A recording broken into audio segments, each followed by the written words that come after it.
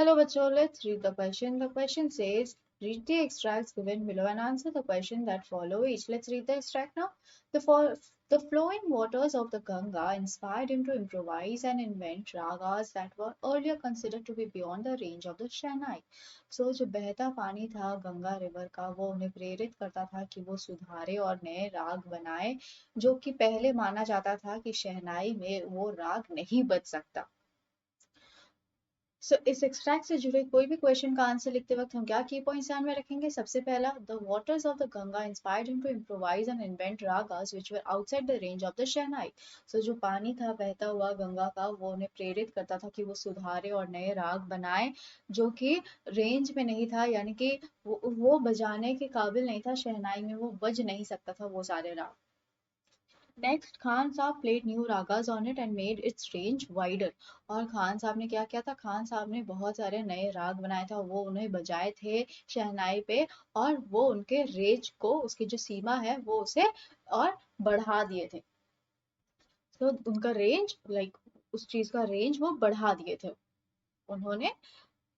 बहुत नए नए राग्स भी बनाए थे, इन्वेंट किए थे। ये की पॉइंट्स को ध्यान में रखते हुए आइए हम इस एक्सट्रैक्ट से जुड़े क्वेश्चंस का आंसर लिखते हैं। सबसे पहला क्वेश्चन दिया गया है, वो है, who was inspired by the flowing waters of the Ganga, what kind of impact did it have on him? जो कौन इंस्पायर्ड थे, कौन प्रेरित थे बहते हुए पानी से गंगा रिवर की, और क्या किस तरह का उन पे प्रभाव पड़ा था। इसका आंसर हम ये लिख सकते हैं, उस्ताद Bismillah Khan was inspired by the flowing waters of the Ganga। उस्ताद बिस्मिल्लाह खान जो है वो प्रेरित हुए थे गंगा के बहते पानी से। The waters of the Ganga inspired him to improvise the old ragas and invent new ones for the Shehnai। और वो जो पानी बहता हुआ था उस गंगा रिवर का वो उन्हें प्रेरित कर रहा था कि वो सुधारे पुराने राग को और नए राग बनाए जो कि शहनाई में बजाए जा सकते हैं। Let's frame the answer now, and here we have the answer. Ustad Bismillah Khan was inspired by the flowing waters of the Ganga. The waters of the Ganga inspired him to improvise the old ragas and invent new ones for the Shehnai.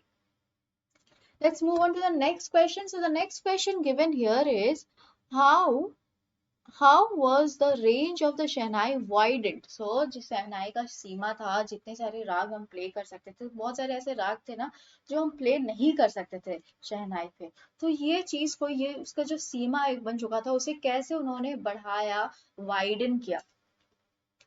इस question का answer हम क्या लिख सकते हैं, इस question का answer हम ये लिख सकते हैं, देयर वर सर्टेन रागास और musical notation which were considered to be outside the range of the शहनाई। कुछ ऐसे म्यूजिकल नोटेशंस थे, यानी कि स्वर लिपि थे या फिर कह सकते हैं रागास थे जो कि नहीं बजाए जा सकते थे शहनाई पे, वो उसके रेंज की, उसकी सीमा के बाहर थे।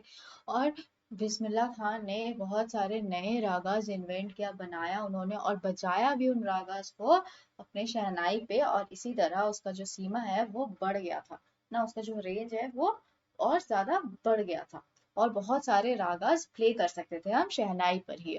Let's frame the answer now. There were certain ragas or musical notation which were considered to be outside the range of the Shehnai.